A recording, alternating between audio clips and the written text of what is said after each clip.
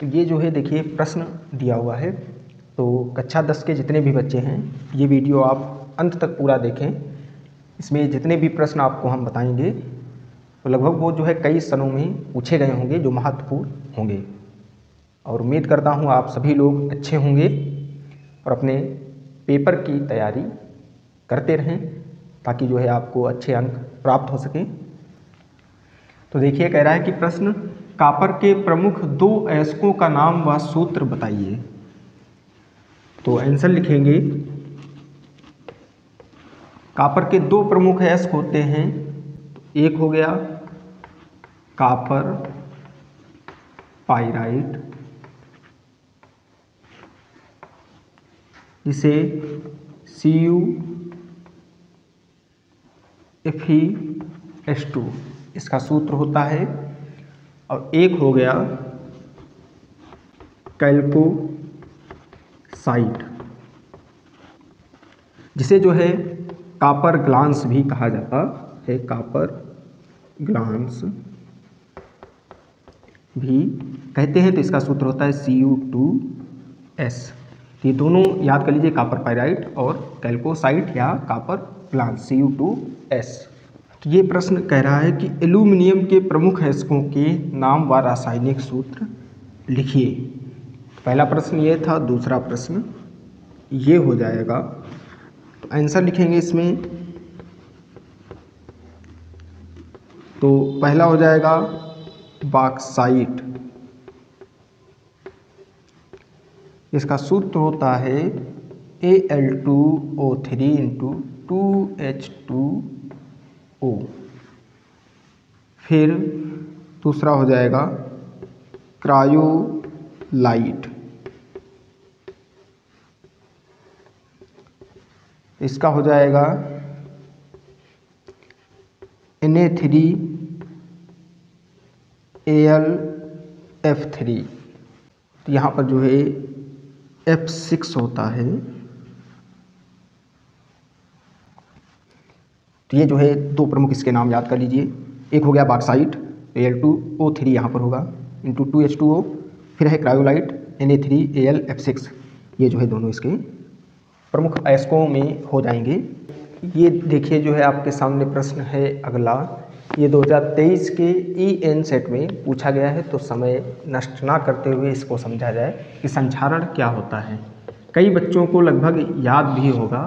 तो संक्षारण जो है, जब कोई धातु होती है वो नमी या वायु के संपर्क में जो है या जल के संपर्क में आती है तो उसका जो है क्षरण होने लगता है, यानी वो जो है संक्षारित होने लगती है, और इसी घटना को जो है संक्षारण कहा जाता है।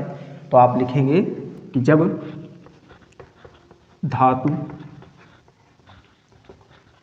जल कामा वायु या किसी अन्य पदार्थ से, किसी अन्य, रटना नहीं है आपको, अपने भाषा में लिखना है, किसी अन्य पदार्थ से प्रभावित हो जाती है,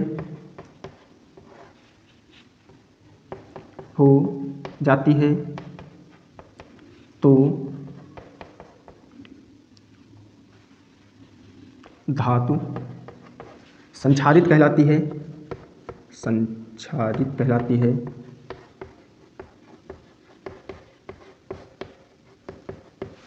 और इस घटना को जो है, और इस घटना को संक्षारण कहते हैं, संक्षारण कहते हैं। अब एग्जाम्पल में कह दिया जाए, जैसे जो है सभी को मालूम होगा लोहे पर जंग लगना, लोहे पर जंग लगना। तो ये जो है इसमें प्रश्न नंबर 4 ये वाला हमारा है। तीसरा ये था, चौथा ये हो गया। क्या होता है जब कॉपर को शांत सल्फ्यूरिक अम्ल के साथ गर्म किया जाता है?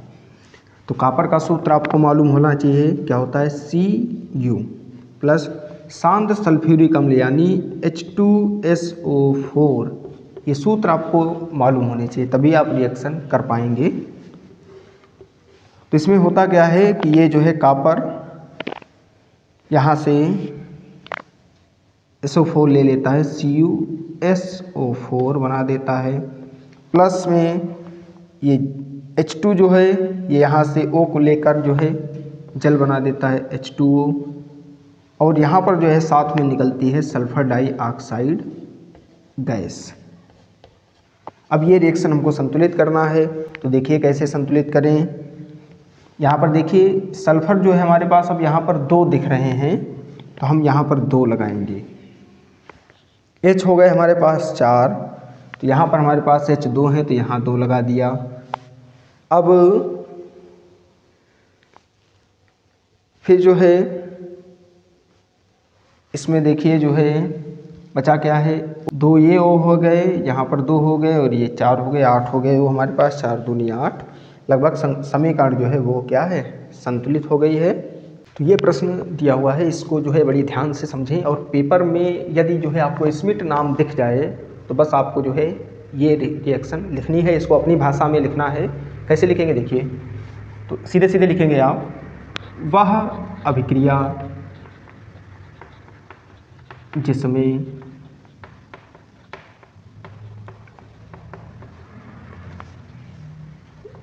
कार्बोक्सिलिक अम्ल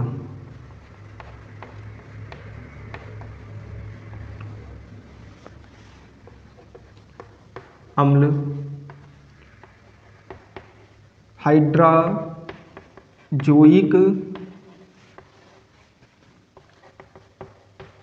अम्ल के साथ सांद्र H2SO4 की उपस्थिति में, सांद्र H2SO4 की उपस्थिति में क्रिया करके, उपस्थिति में क्रिया करके, बिल्कुल सिंपल भाषा आपके सामने हम लिख रहे हैं, क्रिया करके प्राथमिक एमीन बनाते हैं, प्राथमिक एमीन बनाते हैं।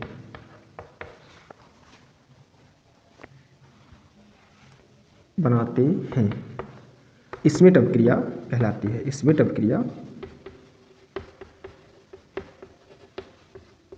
कहलाती है।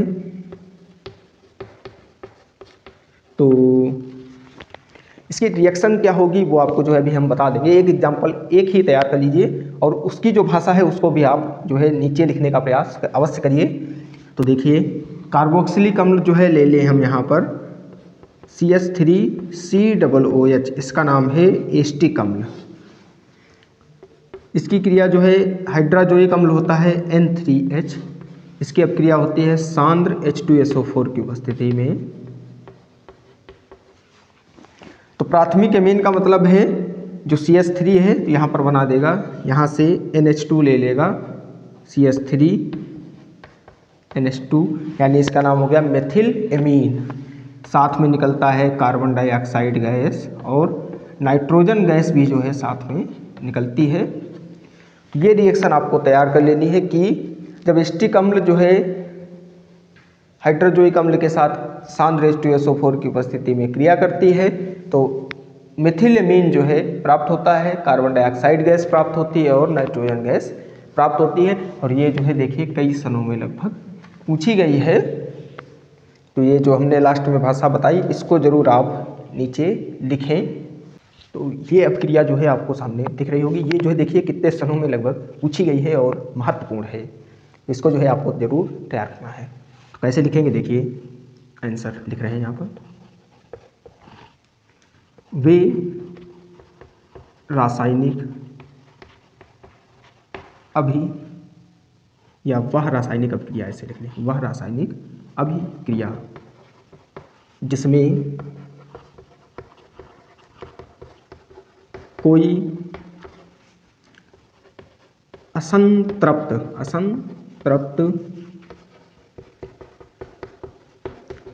कार्बनिक यौगिक, असंतृप्त कार्बनिक यौगिक अभिकर्मक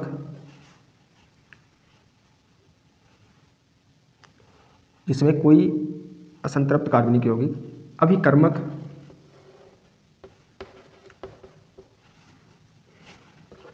के साथ क्रिया करके या जुड़ के, क्रिया करके या जुड़कर संतृप्त कार्बनिक यौगिक में परिवर्तित हो जाता है।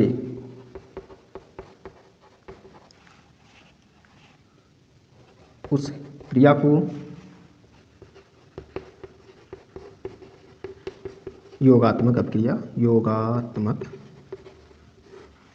अभिक्रिया कहते हैं।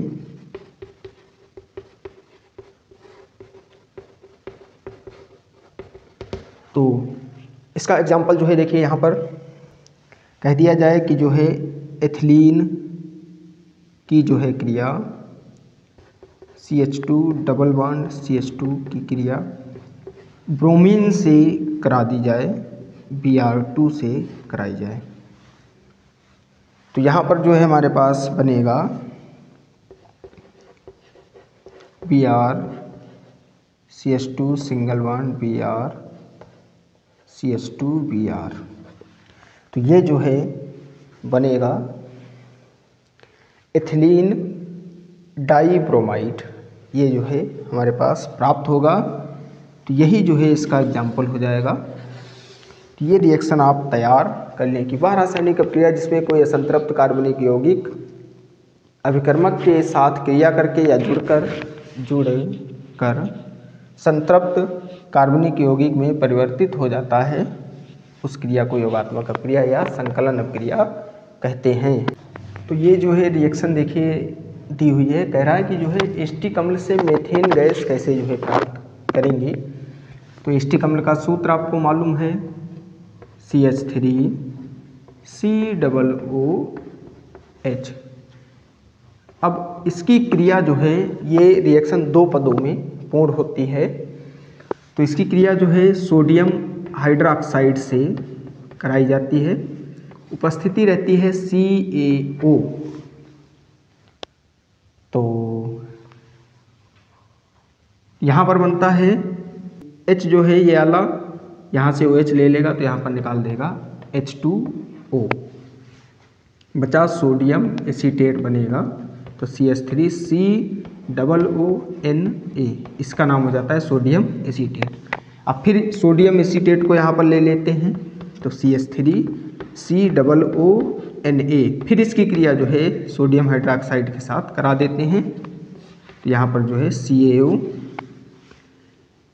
तो यहाँ पर जो है यहाँ से CH3 ये H ले लेगा तो यहाँ पर बन जाएगा CH4, यही हमको ज्ञात करना था। और बचेगा हमारे पास Na2CO3, ये 3 O बचे हैं तो यहाँ पर निकल जाएंगे Na2CO3।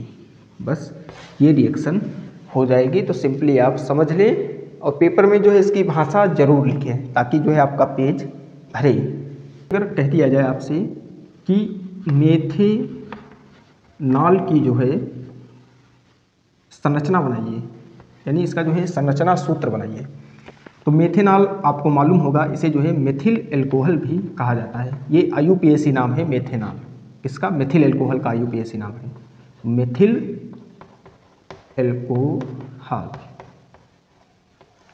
तो इसका सूत्र होता है CH3OH। तो इसकी संरचना कैसे बनाएंगे, ये कार्बन है तो इसके पास 3 H हैं तो 3 H हम लगाएं, फिर साथ में OH जुड़ा है तो एक ये जो है OH हो जाएगा, यानी इसके जो है चारों बंध पूर्ण हो चुके हैं। तो ये इसकी जो है क्या हो जाएगी, संरचना हो जाएगी। इसी के आगे कह दे आपसे कि जो है एथिल एल्कोहल यानी एथेनॉल की संरचना सूत्र बनाइए। इसका सूत्र होता है C2H5OH। तो इसको ऐसे लिख सकते हैं हम CH3CH2OH। तो इसके पास 3 H हैं इस कार्बन के पास, तो 3 H इसको दे पहले। इसके पास 2 H हैं कार्बन के पास तो ये H हो गया, ये H हो गया। अब OH है तो यहाँ पर हम लगा दें, यानी इस कार्बन की भी 4 संयोजकताएँ पूरी हैं और इसकी भी 4 संयोजकताएँ हैं, तो ये इसकी संरचना हो जाएगी। तो ये तैयार कर लीजिए।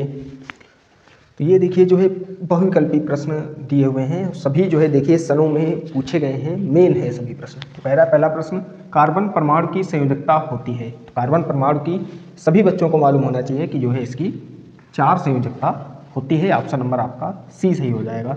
फिर कह रहा है प्रोपेन का रासायनिक सूत्र होता है। अब प्रोपेन यानी एन वाला है, तो प्रोप मेथ एथ प्रोप यानी C3 जिसमें हो वही जो है प्रोपेन का सूत्र हो जाएगा। और इसी में आपको C3 नहीं दिख रहा है। निम्न में से असंतृप्त हाइड्रोकार्बन है। तो असंतृप्त का मतलब होता है जिसमें डबल बॉन्ड या ट्रिपल बॉन्ड होता है।